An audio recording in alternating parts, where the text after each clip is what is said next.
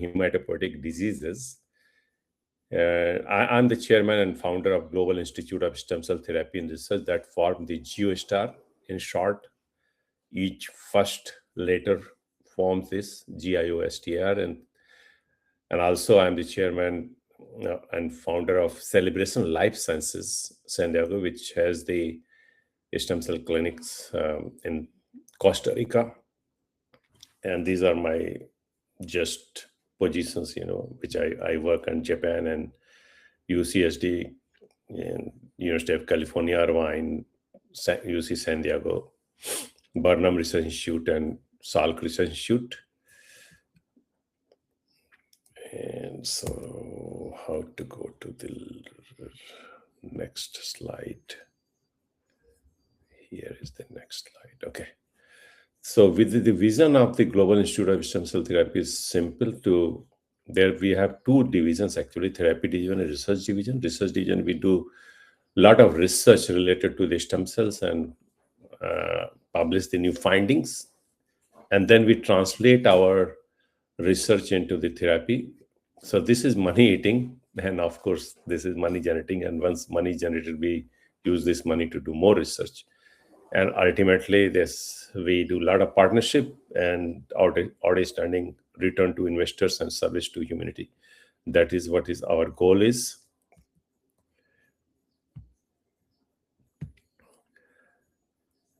So we have done a lot of patient actually. Healing is an absolute necessity, not an option. True healing, and we have treated almost more than 20,000 patients right now. Roots are stem cells.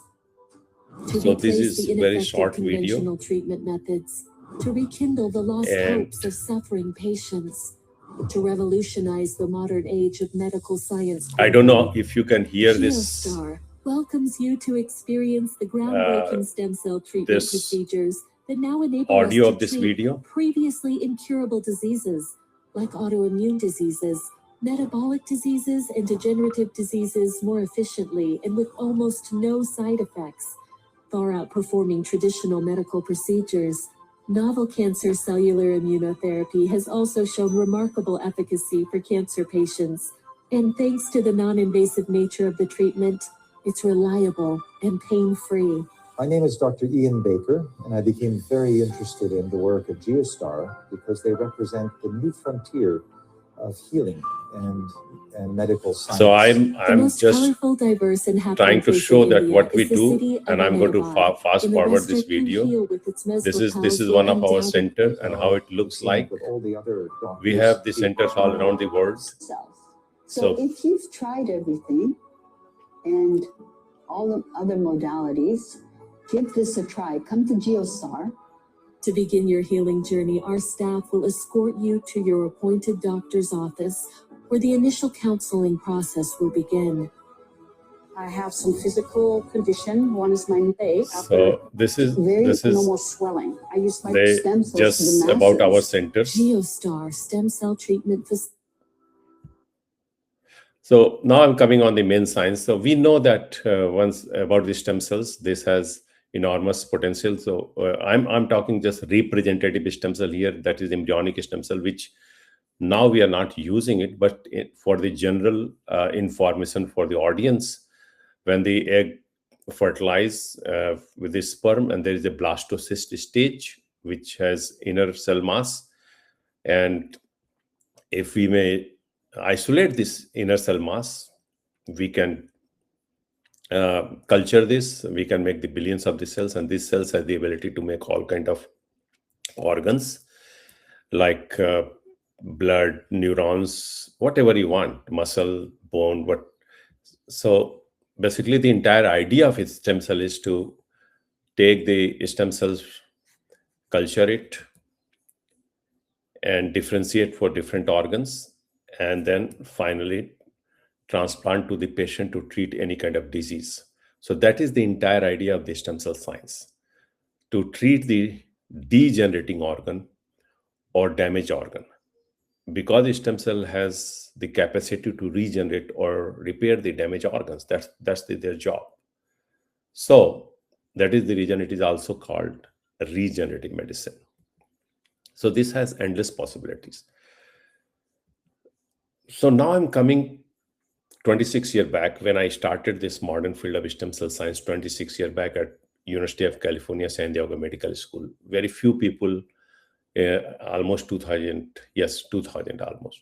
So very few people were working on the field of stem cell science. And I was also not working. I was working on the gene therapy. And my focus was always to develop the treatment for metabolic diseases. And if we know that there is no treatment for metabolic diseases still today.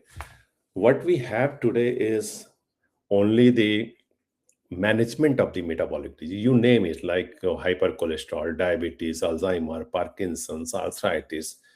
These all are the malfunction of the body. We say metabolic disease.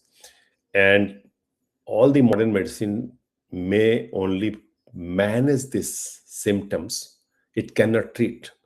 Then I was always thinking, what is the best way to treat these things? And of course, there is two ways to do it. One is the gene therapy, and that's what I was working before 2000. In fact, up to 2005, I published a lot of data and manuscript on in the field of gene therapy as well. But I'm not going to talk about gene therapy here. Then I found that gene therapy is a little bit complex, and I was knowing that there is a master cell in the body called stem cells, and the job of this master cell is to make each and every single organ of the body. Then I thought, is it possible to take out this master cell in the lab, culture it, and differentiate or see if we may make different organs using this? So I was not knowing how to even culture the cells, so stem cells. So if you remember, very beginning, this photograph here is showing a human embryonic stem cell, and humans like to live in colony. So same human embryonic stem cells like to live in the colony, and you see elongated cells here. These are the fetal fibroblast cell. So because we wanted to provide the feed or the environment for this embryonic stem cell, so initial stage we first plated the feeder fibroblast on the plate, and once this grows, then we seed the embryonic stem cells. So these feeder cells can feed this embryonic stem cell, and this can grow. So this was good to grow, but important thing, these are the animal feeder cell. So this is good for research purpose, but it is not good for treating the human disease, because these are the contaminated by the fetal cell. And so how to overcome this? Then we develop, you can see this side, there is no feeder cell. So in 2004-5, we developed with few other scientists also that a feeder-free culture medium, and that's from here to here took almost 4 or 5 years. So now this is clean cells. There is no feeder cell, no contamination of animal, and now these may go for the different kind of transplant if somebody wants to do clinical trial or something. So this is the very beginning, which I did with few more people in the world up to 2004. And nobody was knowing, in fact, if you inject the stem cell in the body, what it does. So that was the primary question in 2002-3. Then as I told, I was working on gene therapy. So I was working in utero gene therapy. The idea is that if we know that a fetus may have some genetic disease. So the idea is that, is it possible to change the gene when the fetus is developing? So we gave the term in utero gene transplant. So using that same philosophy, I asked 3 questions for the stem cells. I asked, if I inject the stem cell in developing fetal or fetus, is it going to survive? Then if it is surviving, it is going to multiply, or it is going to participate in development of different organs. So if I did that in utero transplant of the stem cells. These are the control, but if you can see here, the dark colors. So I could see that the injected stem cells or transplanted stem cells participated in development of all kind of organs. That tells, yeah, stem cells really participate in development of organ, even if it is transplanted from outside, and it integrates in developing tissues. So now I'm coming to my main focus, that is called hematopoietic, that is blood, and then I will come on the neural. So important is that we know the blood has blood transfusion has three problems. One, there's always the scarcity of blood. Second, once we infuse blood from one person to another person, we have to always match the blood group. And third, there is always the chance or possibility of transfer of the blood transfusion related disease from one human to other human. So this is the biggest problem. Then I thought, is it possible to really make the red blood cell or blood cell from stem cells? And I'm talking in 2001, 2, like 24 years back. So these two photographs is showing that how I try to differentiate the stem cell into the blood cell. So once I differentiated, first I created the blood stem cells, and blood stem cell means hematopoietic stem cell from the stem cells. So first step, these are the blood stem cell marker. You can see this is the fluorescent cells, and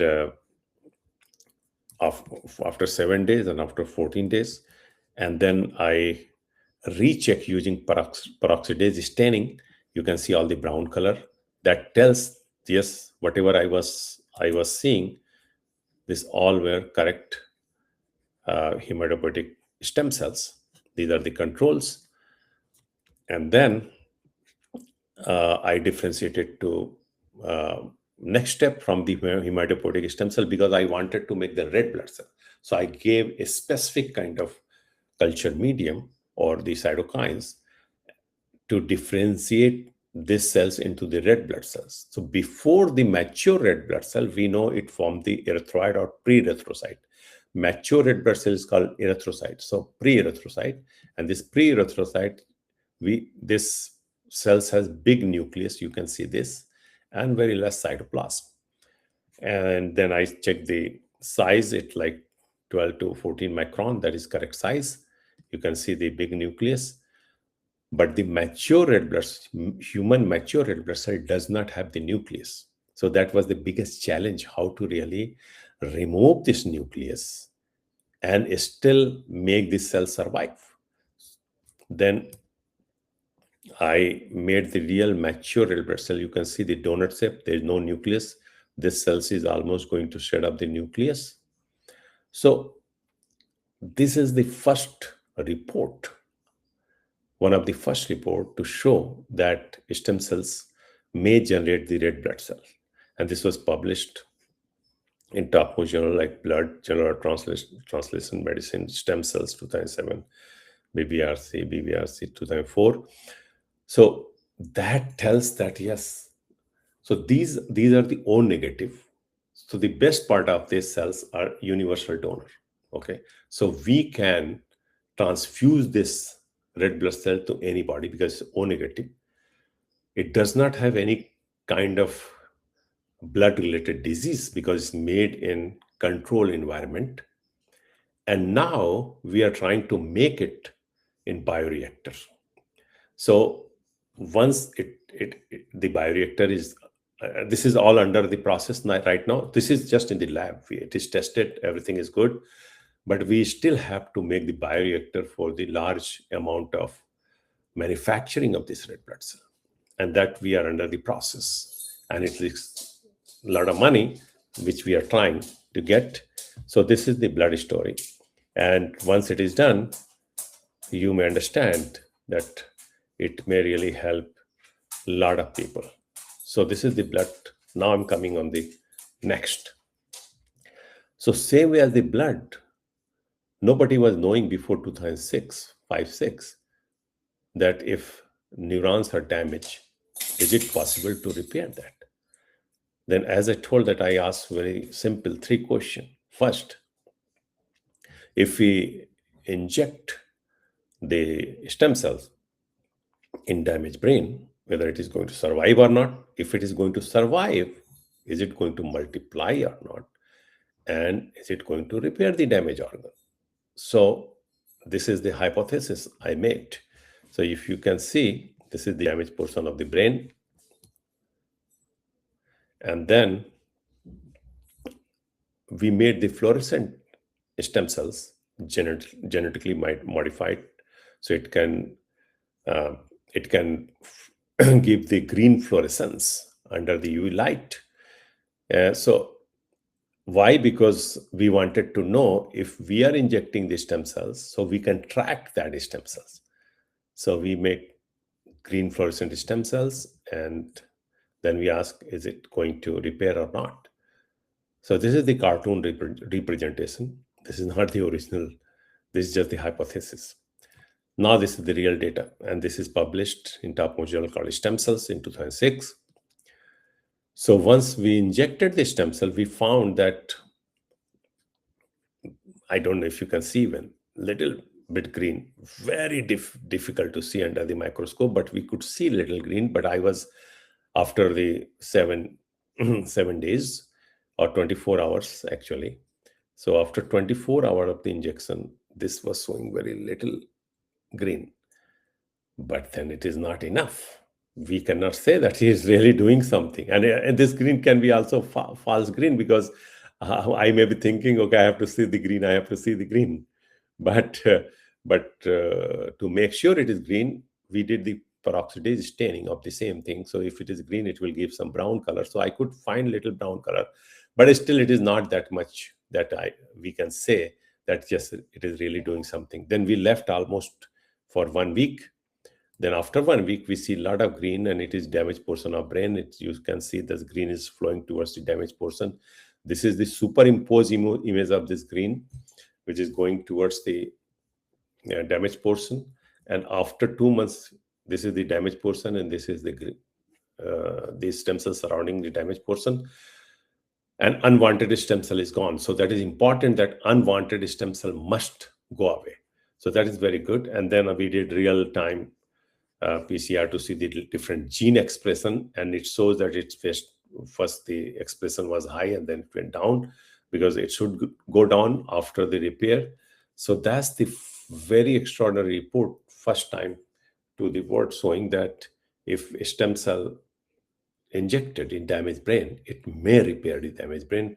And before, if you remember, before 2005, medical schools were teaching if brain is repaired or damaged, or neurons are damaged, it may not be repaired. But after our publication, medical school started teaching that if brain is damaged, it may be repaired using stem cells. So saying that, at the same time, in 2004-5, Christopher Reeve, the Superman, was having the spinal cord injury. And he was thinking, is it possible to repair the spinal cord injury? That Superman actor who was Christopher Reeve. And then there was a stem cell department in UCI, and he wanted to do something for the spinal cord injury. And then he paid a lot of money to UCI, and I was invited by UCI to work in that clinical trial to develop the treatment of spinal cord injury or repair of spinal cord injury using stem cell. And I'm going to show the idea that is from UCI. So we created the model in the UCI in the Hans Christed lab. You can see this mouse is limping, the tail is down. So what happened in real time, so this mouse is having the spinal cord injury. So in normal sense, when there is normal spine, the signal goes from brain to back. But when the injury is there, it is boom. The person is on wheelchair and cannot walk or perform the normal day-to-day function. So in normal neurons, you can see this is the movement of electricity or nerve conduction. Once it is gone, it's boom, person is on wheelchair. So we did the same thing. We injected the stem cell and we asked the same three questions, whether it's going to survive, not multiply or not, or going to repair. If we went and repair and the signal started going, and then you can see tail is up, mouse is walking. So this is wonderful actually. And we showed it. And this is the first ever clinical trial approved by US FDA to use embryonic stem cell in humans in 2010. And that was done by Geron Incorporation. So this is wonderful development in the field of stem cells. So it shows that yes, a stem cell may repair the damaged neurons. You can see this is, I made the real neurons in the lab. So I differentiated the stem cell into the neural cells. And you can see this elongated cells look like neural cells.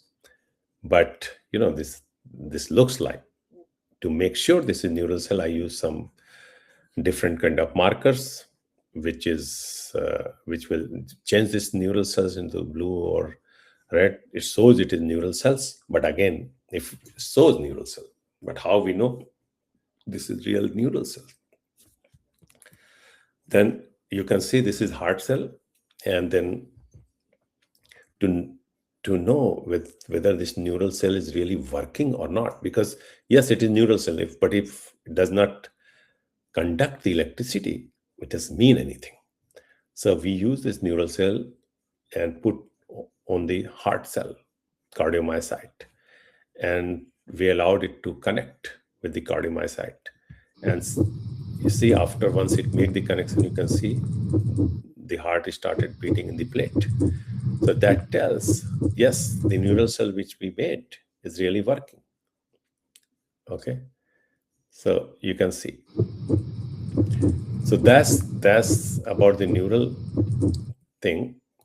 Then same way we wanted to know whether this stem cell may repair the autoimmune diseases, which is again the blood related disease. But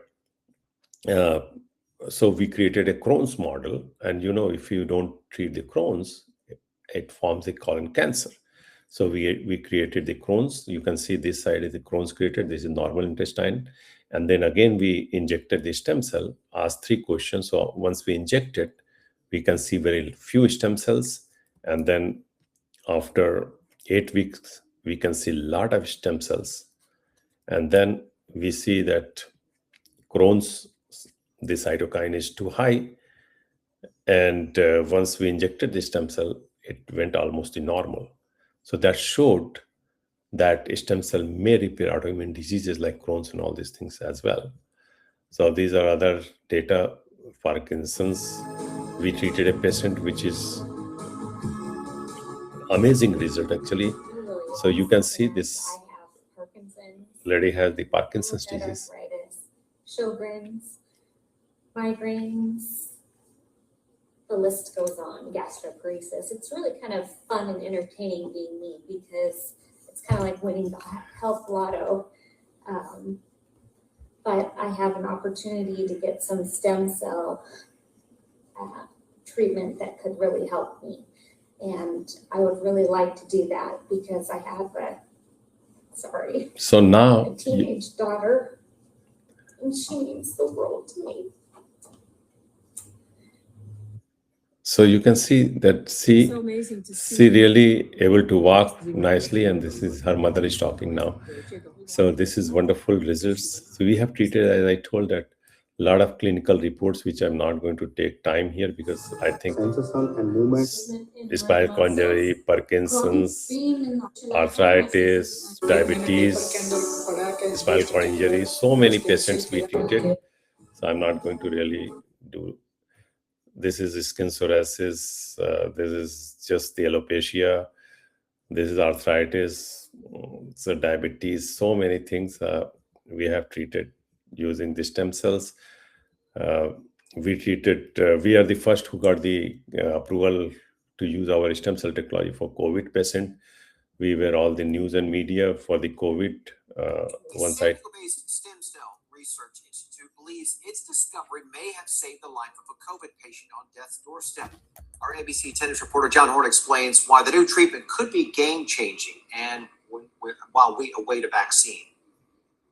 He was having a stroke. He was under dialysis. Liver function was declining. The prognosis grim for this 53-year-old COVID patient deteriorating in a New Jersey hospital. The man fell into a coma that would last nearly 60 days. Nothing was working, in fact, like plasma therapy and all the classical kind of treatment. That's when San Diego doctor Anand Srivastava and his team at GeoStar sprung into action. GeoStar is an international stem cell research firm based in the Golden Triangle. It got special clearance from the FDA to infuse the 53-year-old man with mesenchymal stem cells taken from an umbilical cord. Slowly, his renal and liver function came towards the normal. He came out from the intubation, and now he's talking. Srivastava says it took about 3 weeks for the man to recover. GeoStar interviewed the patient's family, keeping identities confidential due to privacy laws. Basically, we had no hopes for him, but it turned around. I feel so happy to say, because he has a daughter and wife, of course. Srivastava says this kind of treatment could be key in helping COVID patients survive until a vaccine arrives to protect people from infection. John Horn, ABC 10 News. GeoStar is planning to conduct a double. So many things, and I'm not going to take.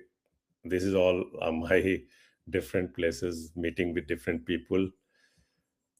We have hospital all around the world, in India, Mexico, Costa Rica.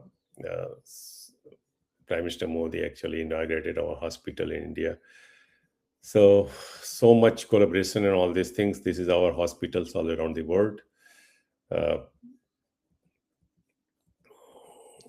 And coming close fast to, we were featured in several television, news, media.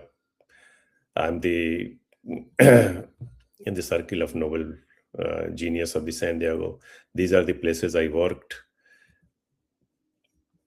So this is the most important slide for me, because if you know the startup stem cell, and then a lot of opposition for the stem cell, and a lot of struggle I gone through. So I was walking on a railway platform in India. I see this poster by Mahatma Gandhi that many people, especially ignorant people, want to punish you for speaking the truth, for being correct, for being you. Never apologize for being correct or for being years ahead of your time. If you are right and you know it, speak your mind. Even if you are a minority of one, the truth is still the truth. So that's my last slide, and thank you for hearing me. And now I invite the questions. Thank you very much.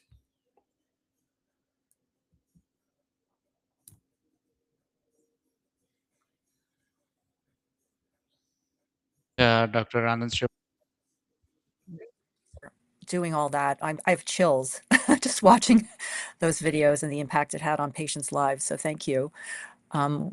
We have one more speaker, but we may be helping him set up. So just wanted to move on with some questions that you might have for Dr. Srivastava.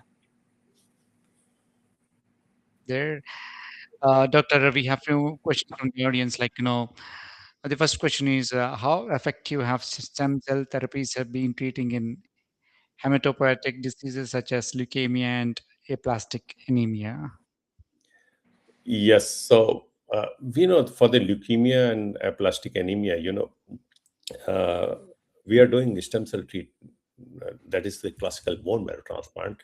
That is the hematopoietic stem cell transplant last 40 years. And in all around the world, including US, it is covered by insurance.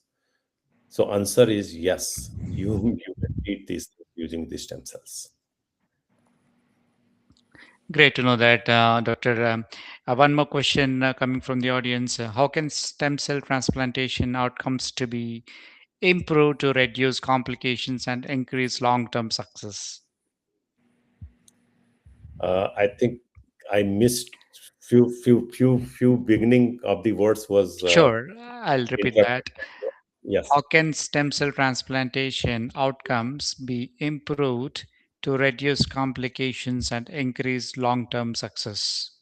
excellent question. Uh, so right now, in general, in the clinics which you are seeing all around the world, people are using first nobody using embryonic stem cell. An embryonic stem cell is not allowed because of several other reasons, and field progresses a lot. Now we are having specific stem cells called mesenchymal stem cells, which is coming from the adult tissues like adipose tissue or bone marrow, umbilical cord. And these particular stem cells called mesenchymal stem cells are very good, in fact. It does not need any kind of immune suppressing medicine. So when I'm telling immune suppressing medicine, it means it is immune competent. So if I use my stem cells and I can give my stem cell to uh, a person who needs that without even requiring a matching or anything. So that is very safe. Different kind of stem cell, but I'm talking this is specific stem cell which is generally used right now for regenerative medicine or repair the damaged organs and all these things. This particular stem cell also has a lot of potential to regenerate different kind of damaged organs. Not enormous, not each and every single uh, organs, but most of the organs may be regenerated or managed using this mesenchymal stem cell, and which is very safe. So safety wise, these particular stem cells are good. And if after the transplant or infusion of this stem cell or treatment of the stem cells, if it is done properly, and again the characterization of stem cell, quality of stem cells, how many stem cells, all these things are very important because this is very personalized medicine. So once I'm saying this, I mean to say simple one thing, that if this stem cell is used properly, quality is checked, done by an expert, and if patient is following the doctor's instruction, the effect is very good long term, because stem cell may repair, but ultimately patient has to take care of his body after the repair of that particular organs. So I always give simple example. Suppose people are going to a car garage and taking two bad or damaged car.